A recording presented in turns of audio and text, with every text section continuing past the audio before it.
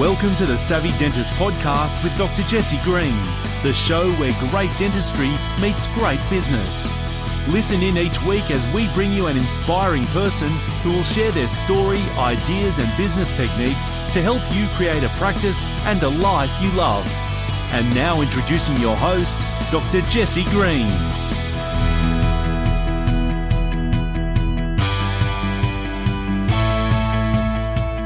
Welcome to the Savvy Dentist Podcast, the show where great dentistry meets great business. It's Jesse Green here at the control panels, and I'm very excited today because we're having a conversation about marketing on a shoestring, which is essentially about how to get patients into your practice for free.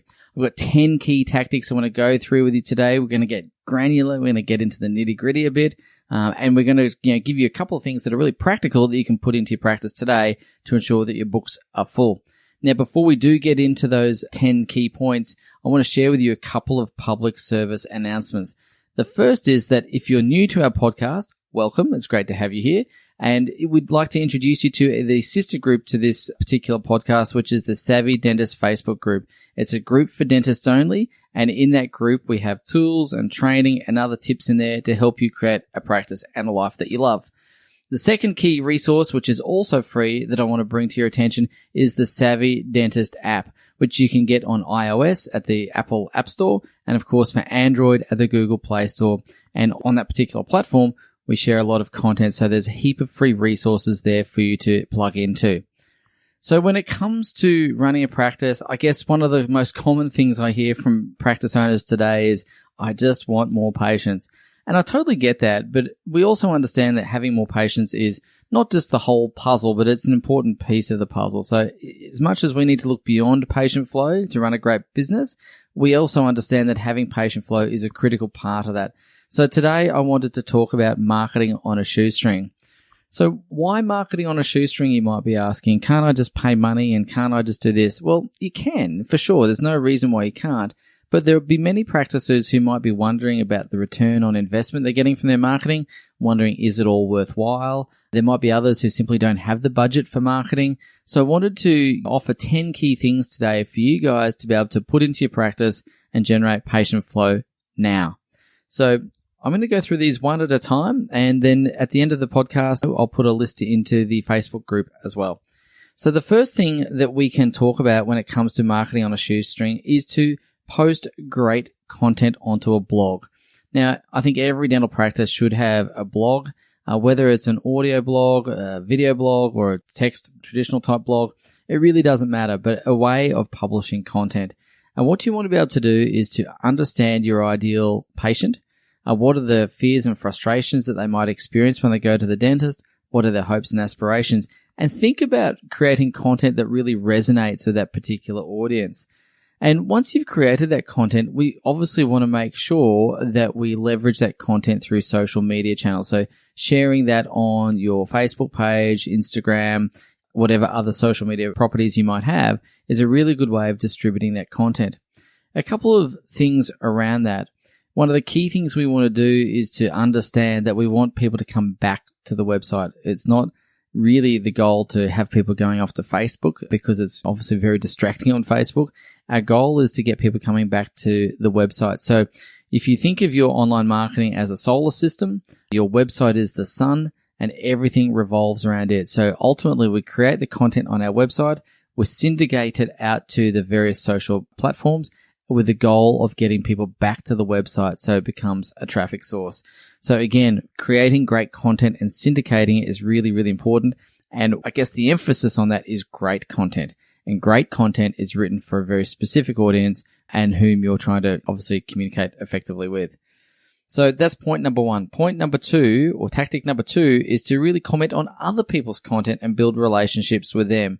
So one of the things that you can look at, if you've got other businesses in the area, hairdressers, beauticians, local businesses that might be accountants or whomever it is, whatever type of businesses in your local area, it's really good to check out who's posting what in the local area. And if there's good content that they're producing, comment on it, like it, share it, do all those sorts of things and tag those people in the post, because what will happen is if you keep commenting on that content, if you keep sharing that content, I guess making it relevant to your own audience, then you're going to build relationships with those particular business owners as well. And that opens up the door for other possibilities, whether it's cross referrals, they might refer business to you directly.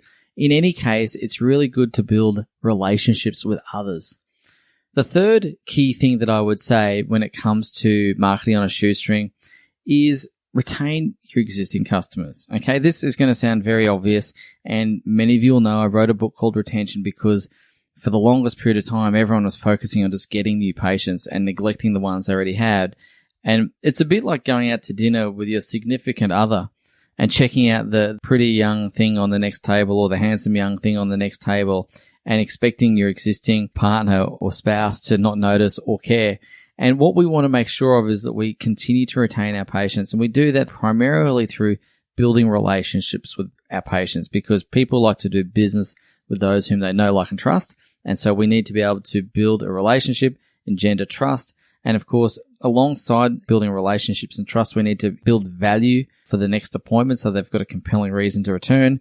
And we want to create community around our practice. So retaining patients is really, really important, because if we go through the exercise of attracting new patients, we want it to contribute to the growth of the patient base overall rather than having a zero-sum game. So again, build relationships, retain customers and patients, and I think you'll do very well.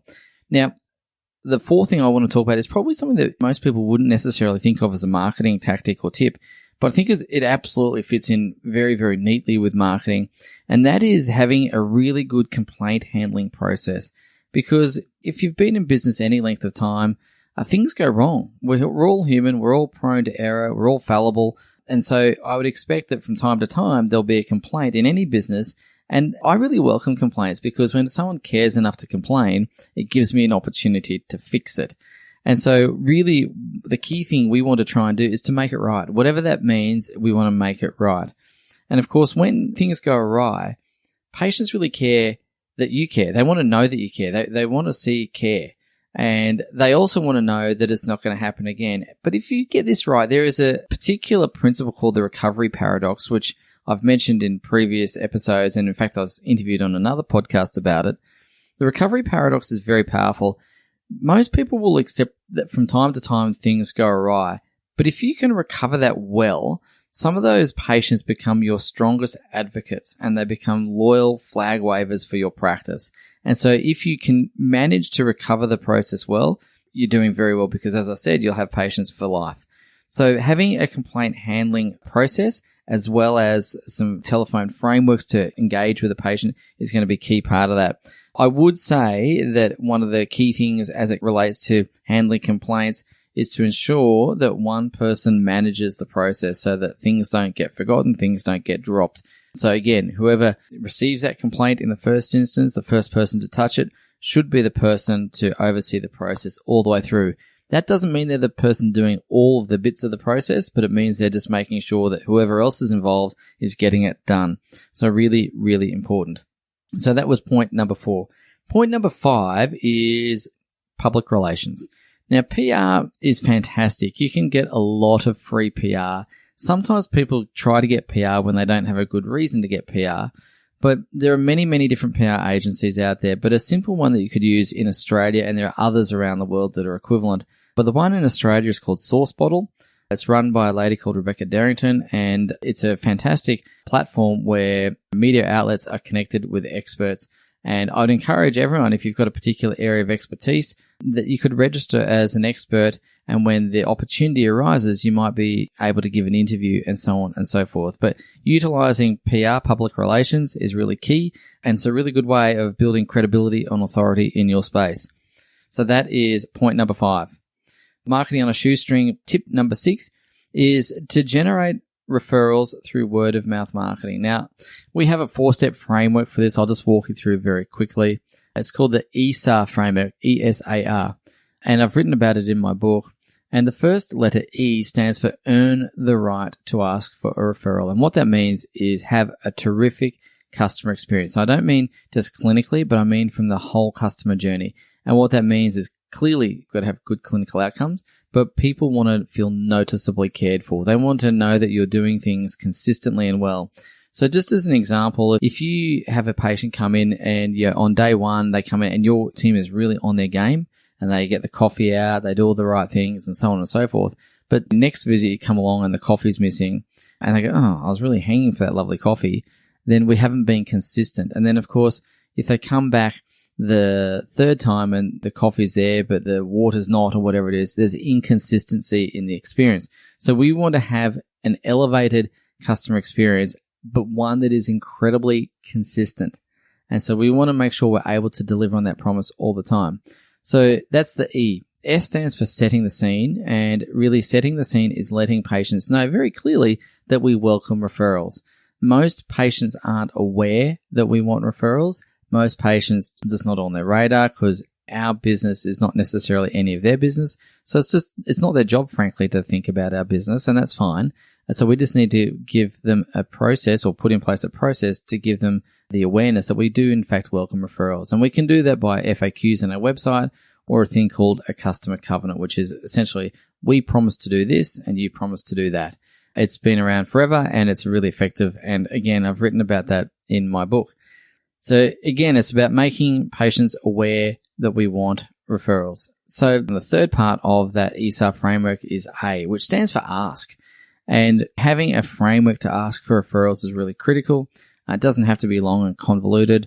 Most people get a bit tied up in knots, but it's a simple process to ask for a referral. It goes something like this. So typically at the beginning of the appointment, I would pre-frame that I'm going to ask for feedback at the end of the appointment. So Bob, at the end of the appointment, I'd love to check in with you to see how the appointment went. I just want to make sure you have a good experience. Is that okay? And then Bob will say, yeah, sure. And then at the end of the appointment, I'll say, Bob, remember at the beginning of the appointment, I mentioned to ask you for some feedback. How did it go today?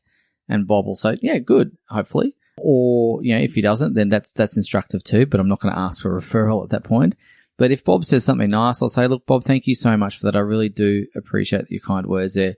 I'm glad you had a good appointment. I've enjoyed the appointment too. It's always a pleasure to treat you. What you might not realize, Bob, is that we're primarily a referral-based practice and we're in a growth phase. And so if you happen to have any family and friends you'd like us to look after, we'd be more than happy to do so. Please, if you'd like, take one of these cards, and if you've got anyone in mind, hand it out to them with our compliments. And so that's really a way of asking for a referral. And so the R part of ESAR is to recognize or reward the referral. Now, you can get into the tin tacks of how much you want to reward people for referrals or not, but for me, the simplest thing is to recognize, and we do that by writing a handwritten note of thanks to say, dear Bob, thanks so much for sending Mr. Smith along. We really appreciate the faith and trust you've placed in us, and we promise to look after him in the way that you've come to expect from us. And I just write a little note like that and go from there. So I think it's really important to recognize and reward, because behavior rewarded is behavior repeated. So any parent knows that, okay? So that's really common. So that is point number 6, asking for referrals through word of mouth marketing. The 7th element of that is to make sure we generate reviews. And of course, generating reviews goes onto our Google My Business page. And if you're in Australia, there might be some challenges around that. But if you're overseas, generating reviews is really, really common, really, really popular. And so we need to have a framework for asking for reviews. And it's very similar to asking for a referral. In fact, it's exactly the same underlying structure. We set up the fact that we're going to ask for feedback. We ask for feedback. And then you would say, look, Bob, I'm so glad you had that experience. What many people don't understand is that dentistry can, in fact, be a pleasant experience. And we find that some people don't come to the dentist because they're worried. If we were to send you a link, would you be happy to share your story so that other people don't have to sit there being fearful and fretful of the dentist? And then we'd send a link. So it's really important to generate reviews. They go onto your Google My Business page. Of course, you can get reviews on other platforms as well. And with the Google platform, you don't control that. So you want to make sure that you always ask for feedback first before you ask for the review. One of the statements one of my uni mentors used to say to me is, never ask the question that you don't know the answer to. So make sure that you've got a patient who's happy with your services before you ask for the review, of course. So point number 8 is about multiplying the booking. Multiplying the booking is really a very simple verbal skill that is asking if there's anyone else in the family that needs an appointment while we're at it. So In my experience, it's usually mums in the family who organise a lot of the household things. Now, whether that's right or wrong, I don't want to get into, but it just seems to be the way it works. So what typically happens is we find that when mum comes in for her own appointment or ringing to make an appointment, it's very easy to say, look, Mr. Smith, we're looking forward to seeing you on Tuesday at 3 o'clock. While I've got you on the telephone and it's easy and convenient, is there anyone else in the family that needs an appointment while we're at it? And then she might say, oh, actually, my kids do, or my husband does, or whatever it happens to be. There's a couple of things when it comes to multiplying the booking. The first thing is that we've got to ask from the perspective of wanting to be helpful. It's not meant as a marketing tactic in inverted commas. So the way we ask matters. So if we ask it in a sleazy, desperate kind of way, it's going to come across as sleazy and desperate. If we ask it from a cynical perspective, it's going to come across cynically. But if we ask it from I'm just trying to help you perspective, it will come across as being helpful. And that's really where we want to come from. This is about helpful marketing. How can we solve a challenge for mum and get things sorted for her? Because candidly, mums are some of the busiest people on the planet. The second key thing to know about this process is that it's really important to ask as many people as possible. If you start trying to second guess things, you'll ask only a handful of people. So ask regularly, ask often, but ask with the perspective of being helpful. And so I don't like to compare McDonald's too much to dental practices, but one of the things that they know is that would you like fries with that question has generated billions of dollars of revenue for the company over the years. And the only parallel I want to draw between McDonald's and this is that the consistency of asking is what matters a lot. So that is point number 8. So point number 9 really comes back to building corporate partnerships. And corporate partnerships really involve engaging with another business and looking to cross-pollinate and thinking, how can we look after each other? What can we do that's going to serve each other? It's very, very important to think about how you can make that a win-win, because again, if it doesn't win for everyone, it doesn't win at all. And so what that means is we've got to look for partners who basically have our ideal patient as their customer, who have a good relationships with those customers, and who have the ability and reach in terms of distribution. So what we need to be able to do is think about how do we partner with someone in a way that's going to add value to them as an organization, and how do we add value to the patient as well. So the standard, I guess the most obvious one, is a corporate partnership, where if you were to partner with a business, let's say you've got a large organization in your town, and what that might mean is you'll say, look, company XYZ, we know that productivity is a key and important thing for you and your team. What we'd like to be able to do is to remove some of those headaches for you by providing after-hours access or preferential times for employees of XYZ business.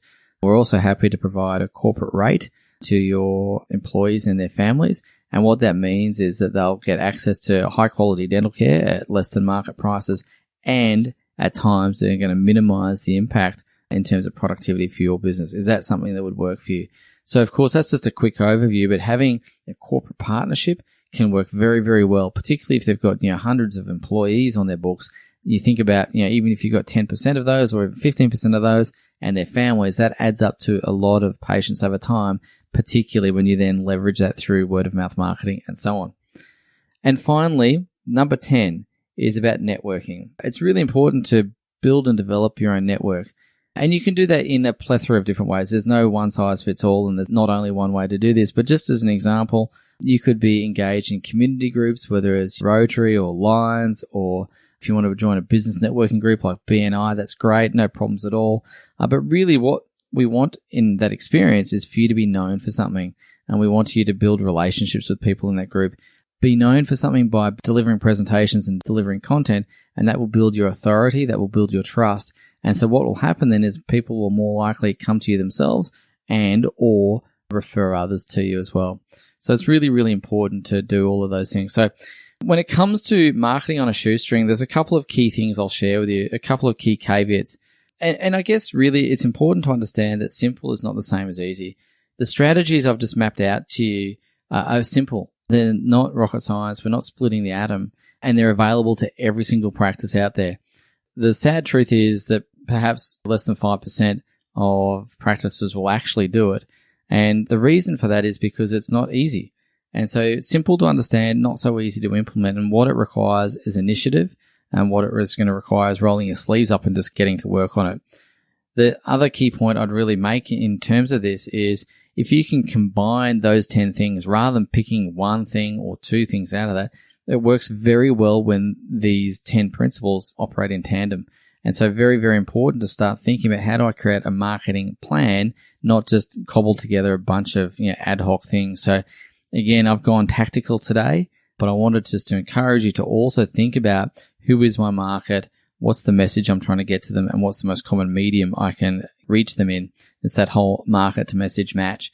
And so again, very, very important. So again, look at those 10 things as a banquet. By all means, if you only resonate with one or two of them, do that. But my suggestion would be to put all the ingredients in the mix and do a little bit of everything. And so you've got a whole tapestry of things being woven there for you. And remembering that simple is not the same as easy. And it's going to take initiative and a bit of elbow grease to get it all working well for you. All right, guys. So that's marketing on a shoestring. How to get patients into your practice for free, for full books, busy books, and productive books. And that's really what we're after. So I hope you find that helpful and useful. But until next week, have a great week and we'll talk soon. See you on the flip side. Bye now. Thank you for listening to the Savvy Dentist podcast with Dr. Jesse Green. For more free tools and resources, join the free Facebook group. Visit drjessegreen.com/Facebook. And for more episodes, visit drjessegreen.com/savvydentist.